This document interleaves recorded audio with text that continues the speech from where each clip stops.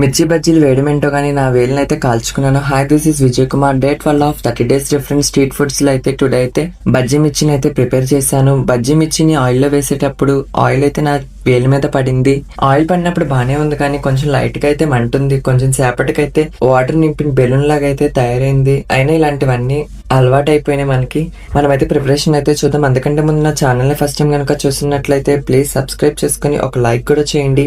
శనగపిండి తీసుకుని దాంట్లోకి వాము, సాల్ట్, బేకింగ్ సోడా, వాటర్ వేసుకుని మంచిగా మిక్స్ చేసుకోవాలి. కన్సిస్టెన్సీ వచ్చేసి మనం పిండిలో వేలు పెట్టినప్పుడు వేలికి పిండి అనేది ఒక కోటింగ్ లాగా ఉండాలి. అప్పుడే పర్ఫెక్ట్ గా అయితే వస్తాయి. మిర్చి బజ్జీని తీసుకొని సీడ్స్ ని తీసేసి సాల్ట్, వామ్ ని అప్లై చేసుకొని శనగపిండిలో డిప్ చేసి జెంటిల్ గా అయితే ఆయిల్లో వేసుకోవాలి. మంచిగా కలర్ వచ్చిన తర్వాత పక్కకు తీసి పెట్టుకోవాలి.